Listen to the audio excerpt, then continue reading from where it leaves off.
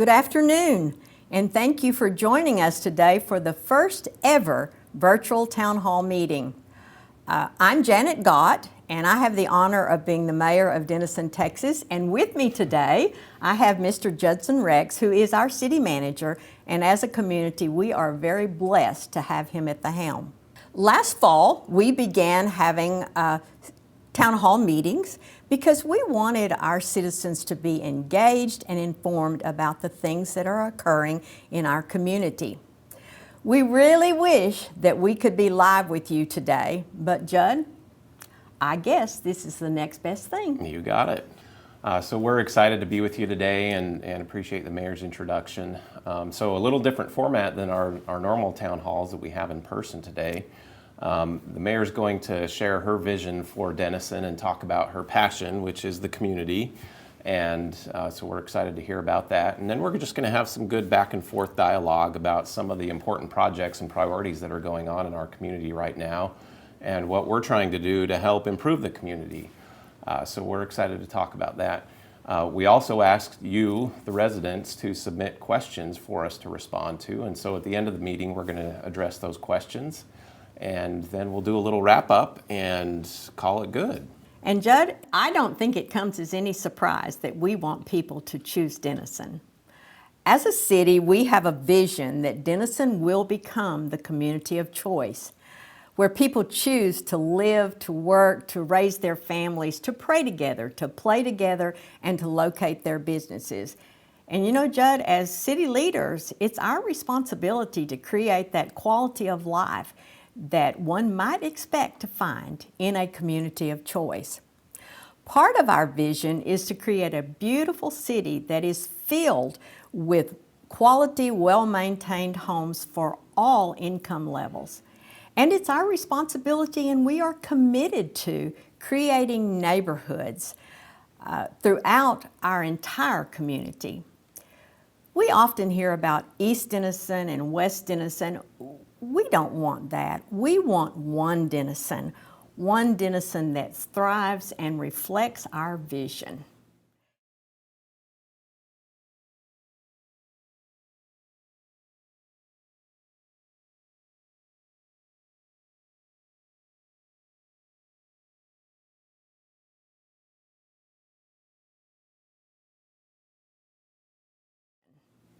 So, Mr. City Manager, would you like to talk about all those things that we are doing to improve our neighborhoods?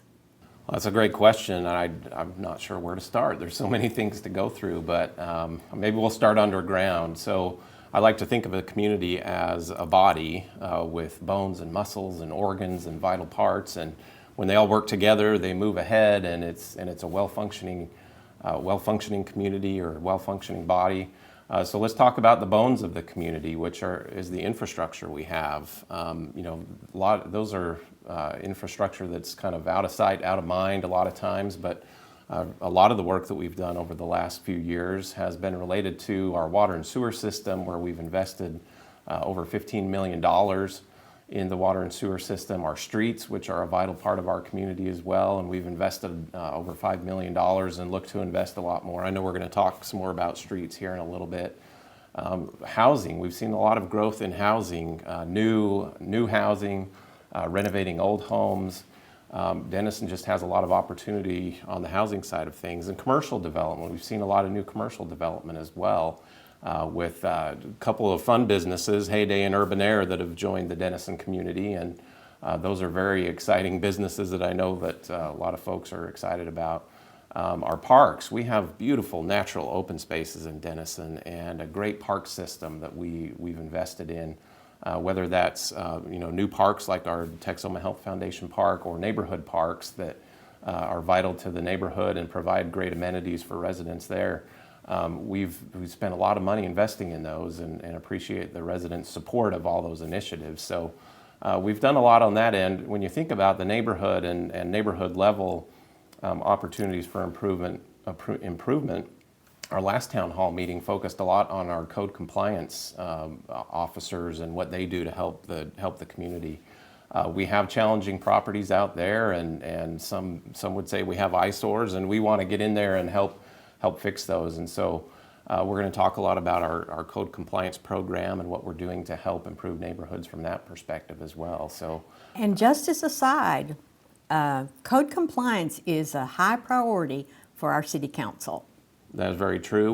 We added a position that the council approved a couple years ago, and talked a lot about some programs that they do as well. So one program I know you're passionate about, Mayor, is our renovation incentive program. You want to talk a little bit about that one? Sure, I'd love to. And I am passionate about it. One, it creates investment in the city. And two, it often moves an existing home from possible demolition to possibly becoming a neighborhood treasure. This program started in 2017, and there are multiple cash incentives available for the homeowner. And the city gets the improved property value, so it truly is a win-win. In this program, we have renovated 120 homes across our entire community. That is an investment of over $6 million. So to say that this has been a resounding success, I think is an understatement. But Judd, that program is still available for our citizens, right? It is, yeah. We, like you said, we've done 120 homes in that program so far, and we hope we can do another 120 because there's certainly need out there in the community. So what is the program? What are the nuts and bolts of it? You talked about a cash incentive. That's kind of the biggest incentive that's a part of this program. Is at the end of the program, you finish your renovations. You get a cash incentive that will that's tied back to your increase in value in the property. So say you put $40,000 into the property, and we're talking about residential properties specifically, put $40,000 into it, you're going to get a cash incentive of about $2,500 at the end of the project. So it's a significant amount. And at the beginning of the project, when you go and apply for a building permit to complete it, we're going to waive the building permit fees. We're going to give you a reduced price roll-off dumpster to help clean up the property and keep the project moving along. And if you buy your materials in Denison, you're going to get a sales tax rebate on that program as well. So 120 projects that we've done since the program started. You talk about the different neighborhoods of Denison and north, south, east, west. A lot of those projects have been specifically east of Austin Avenue. In fact, there's been 15 properties renovated as part of this program, almost $1 million in value in those projects. So we really hope that we can continue to fund the program and keep it moving forward. It's a great part of Denison and a great part of what we're doing to help move neighborhoods forward. And so, Judd, you would recommend that citizens apply, yes? Absolutely. We'd love to have more projects in the program and do another 120, and the council wants to keep this program moving forward, so we're excited about that. And there are a lot of existing homes and older homes in Denison. The average age of our home in Denison is about 50 years old, so lots of opportunities for that. But we've also seen a lot of growth in new homes in Denison too, Mayor. What are your thoughts on that? And we have. As leadership, we feel very strongly that housing should not be about standard of living, but rather it should be about quality of life. And it's our responsibility to create affordable housing for all income levels in our community. Our affordable housing program, as you're very aware, allowed low to moderate income families become homeowners. And that very successful program has created almost 100 first-time homeowners. And our successful homeowner program spurred some other investment in our infill houses, where almost 200 houses across our entire community have been built. And these beautiful homes have not only provided a great price point, but they have put energy and life back into our existing neighborhoods. And of course, Judd, we don't want to overlook the planned developments in our community, the latest one being Gateway Village, where beautiful new homes are being built as far as the eye can see. So I think you would agree with me, Judd. If you just drive around our city, you'll see a resurgence of community and neighborhood pride. Very, very true. Old homes being renovated, new homes being built in existing neighborhoods, and then new homes in new areas. It's really exciting to see all the housing growth. Historically, you don't have to look too far back to see when Denison was not seeing a lot of housing growth. In fact, in 2014, we issued only 11 new single-family home permits. And last year, in comparison, we went over 170 in 1 year. So huge growth in terms of new housing. A total of about 1,300 new housing units we've added since 2015. That's a big number in terms of community growth, and we're excited about that. About half of that 1,300 have been multifamily units. So we have I think 3 new apartment projects. One that's just recently completed, the Hyde Park Apartments. So that's excited. That meets a need out there as well. On the single family side, so about half of the 1,300 is for new single family homes as well. A majority of those, more than half of those, have been infill housing. So existing neighborhoods with new homes and renovated homes. That's very exciting, and it's just great to see that new growth. It helps neighborhoods move forward for sure. So what it also does is generates economic activity. The city relies on revenue to help improve the community. We see growth, and the growth happens. We get revenue. Mayor, where do you see the council wanting to spend those dollars that we're seeing from the growth in the community? Oh, well, that's an easy one. Streets, streets, streets, and more streets. Well-maintained streets that enhance the beautiful neighborhoods that we're building. You know, the number one question I get as mayor is concerning streets. Now, the question may be different, but it always comes back to streets.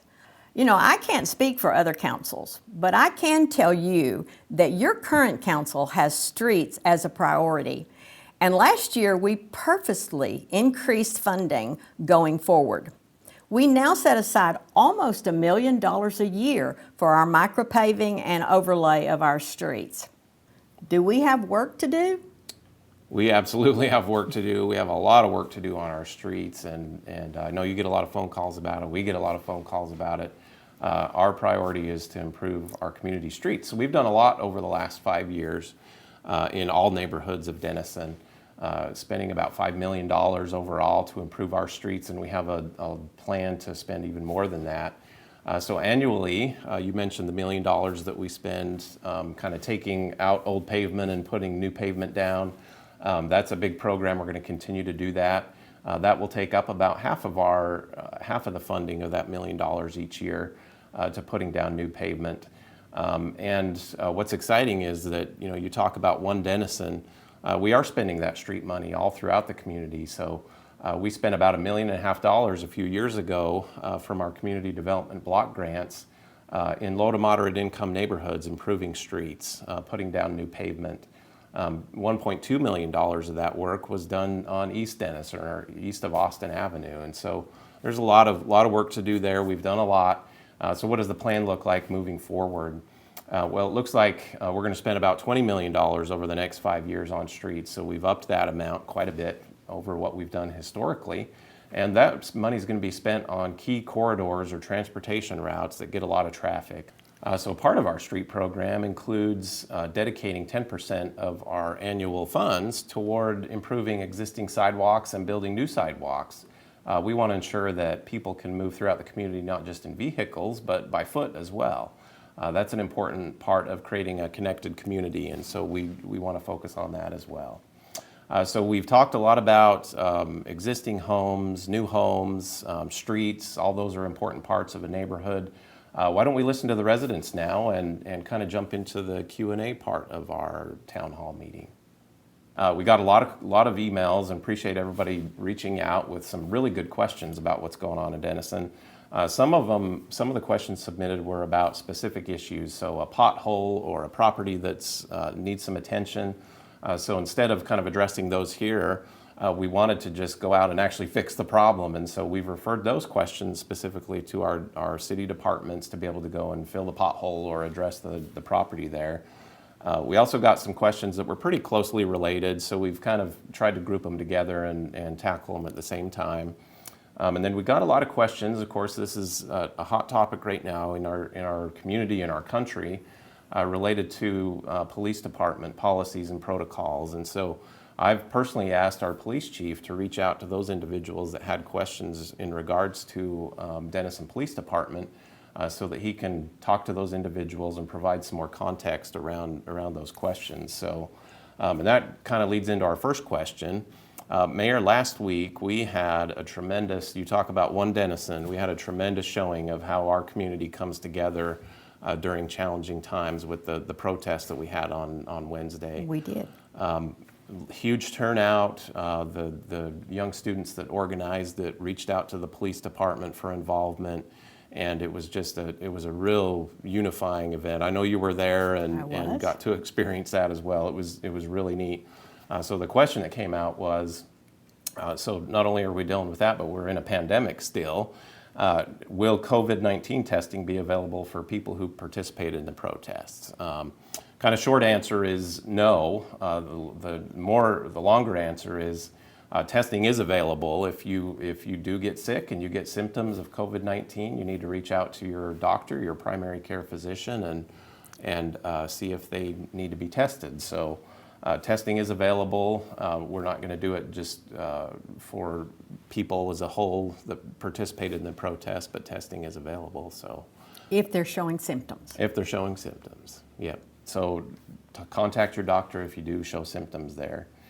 The other question we got, and we've touched on this a little bit with our code compliance program, but do code enforcement officers notice the properties in East Denison? There's a lot of lots of numerous issues out there.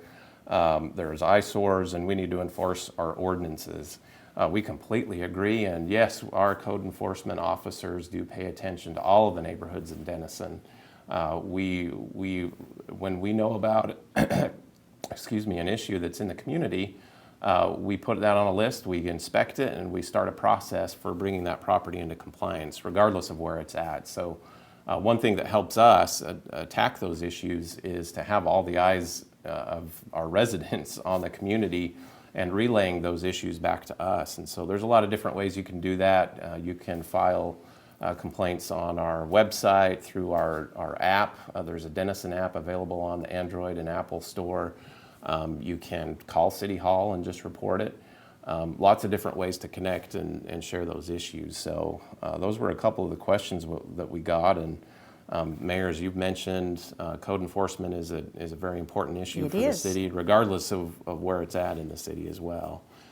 Okay, Judd, since we're talking about code compliance, let's talk about an aside. You know, we've had more than 500 unsafe structures demolished since 2014. And that has been a project that has been driven by our code compliance and has made such a difference in our existing neighborhoods where citizens don't deserve to live with that kind of blight. Yeah, and that's the whole purpose of the program, is to take a property like that and bring it full circle, and we've seen new homes built on those demolished home lots now. And that's exciting, because you really get to see, hey, this is what it was before, an unsafe structure in my neighborhood, and now I've got a brand new house there with some new homeowners, and it's a great scenario for sure. So we're excited to see that cycle take place with some of our properties. So there are great things going on in our community. Absolutely. So, well, Judd, this has been fun. It has, yes. You know, we started last fall having town hall meetings because we wanted to engage with our citizens. We wish that you could have been here in person today, but Judd, may we do this again? Absolutely. We want to do it in person too, hopefully this next time. So we have a date set for our next town hall. If you want to pull out your calendar and get it on there, it's going to be Thursday, August 13th at 6 p.m. and it will be at St. Xavier's Center near the St. Patrick's Church near downtown. So we're excited about that. I also want to mention about another upcoming event. At our last town hall, our code compliance team talked about starting a neighborhood cleanup program. Unfortunately, we weren't able to do the first one we wanted because of the COVID-19 pandemic, but we are planning a neighborhood cleanup event on July 24th, so next month. We'll have some more details about that, but we are going to go ahead and kind of focus our efforts on a neighborhood and help get it cleaned up during a day-long event for that. So we're very excited about that, Mayor. When we have organized cleanup, it creates such pride of ownership within those existing neighborhoods. Definitely. So, Judd, in spite of the past few months, in spite of the Main Street fire and COVID-19, in Denison, we are living some of our brightest and best days. But it is for sure that our brightest days are yet to come, and we can't wait to see that unfold. So stay tuned, because there are lots of great things that are going to be happening in Denison, Texas. Thank you again for joining us today. And above all, thank you for choosing Denison.